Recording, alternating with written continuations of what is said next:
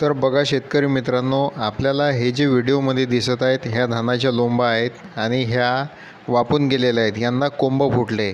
तर मित्रांनो, गोष्ट अशी झाली की आता 19 ऑक्टोबरला आपल्या इकडे पाऊस आला आणि त्यामध्ये आपले पीक हे कापून ठेवलेले होते वाळू घालण्यासाठी आणि ते वाळू घालण्यासाठी ठेवले असताना अचानक पाऊस आला आणि पाऊस एवढा आला की अतोनात पाऊस आला आणि त्या पावसामध्ये हे पीक पूर्णपणे चिंब भिजलेले होते आणि 2 दिवस पाण्यामध्ये डुबून राहिले।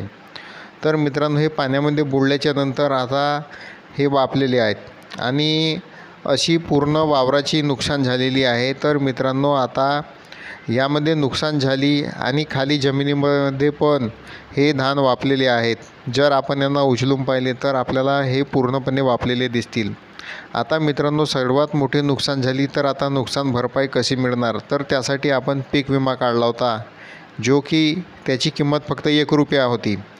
तर मित्रांनो, 1 रुपयामध्ये आता फक्त चॉकलेट मिळते आणि ह्या 1 रुपयामध्ये आपण अख्ख्या शेताचा हा पीक विमा काढला। तर मित्रांनो, खरोखर आपल्याला नुकसान भरपाई मिळेल का आणि शासन आपल्याला तेवढी नुकसान भरपाई देऊ शकेल का, जे की आता तो टेंडर प्रायव्हेट कंपन्यांकडे दिलेला आहे।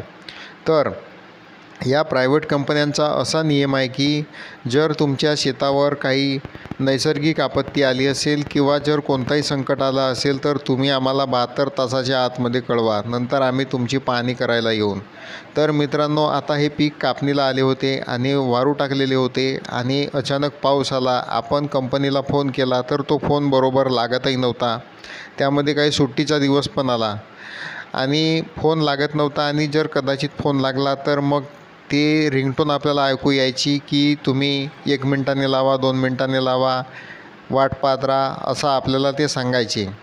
मग आपण ॲपच्याद्वारे कंप्लेंट नोंदवल्याच्या नंतर ते अधिकारी लोक किती दिवसांनी यायला लागले। आता जवळपास 1 आठवडा पूर्ण झाला, म्हणजे आज जवळपास 9 ते 10 दिवस पूर्ण झालेले आहेत। तर अधिकारी लोक असे म्हणत आहेत की जर तुम्हाला पीक विम्याचा पंचनामा करायचा असेल तर तुम्हाला आठवडाभर थांबावं लागेल। म्हणजे मला सांगा, जर आता आपण आपला पीक आठवडाभर थांबवून ठेवला आणि हे जे अशा प्रकारची पिकाची नुकसान झालेली आहे, हे जे धान वापलेले आहेत, तर त्यांच्या पीक विम्यासाठी आपण आपला अख्खा वावरातला पीक सडवून ठेवायचा काय किंवा खराब करून ठेवायचा काय? त्यासाठी मित्रांनो, जर त्यांना पंचनामे करायचे असतील तर त्यांनी लवकरात लवकर शेतकऱ्याच्या बांधावर जाऊन प्रत्यक्षात पाहणी करावी। शेतकरी त्यांना फसवणार नाही, जे नुकसान झाली आहे ते झाली आहे तेच त्यांना दाखवेल।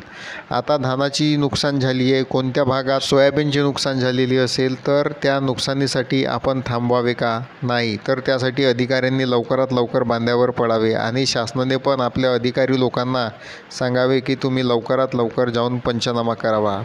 आणि अधिकारी लोक पण हा आपला पंचनामा करताना नुकसान फक्त 15% ते 20%पर्यंतच नोंदवत असतात। 100%पर्यंत कोणतीच शेतकऱ्याची नुकसान ही नोंदवली जात नाही। अशा प्रकारे मित्रांनो, हा कंपनीचा आणि अधिकारी लोकांचा अरेरावीपणा आहे।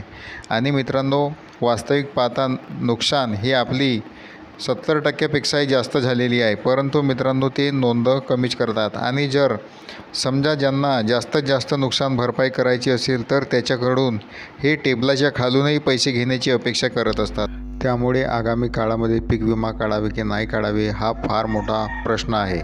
आणि मित्रांनो, आता पुन्हा रब्बीच्या पिकांसाठी पीक विमा काढण्याची मुदत आलेली आहे। 1 नोव्हेंबरपासून 15 डिसेंबरपर्यंत आपल्याला जे रब्बी पीक आपण लावलेले आहेत त्यांचा पण पीक विमा काढण्यासाठी आता पुन्हा नवीन जाहिरात आलेली आहे। तर मित्रांनो, आपल्या खरीपाचाच पीक उभे असताना आपल्याला बऱ्याच अडचणी आल्या, तर आता रब्बी हंगामामध्ये काही अडचणी येतील किंवा शक्य तेवढं लवकर काम होईल की नाही हा फार मोठा प्रश्न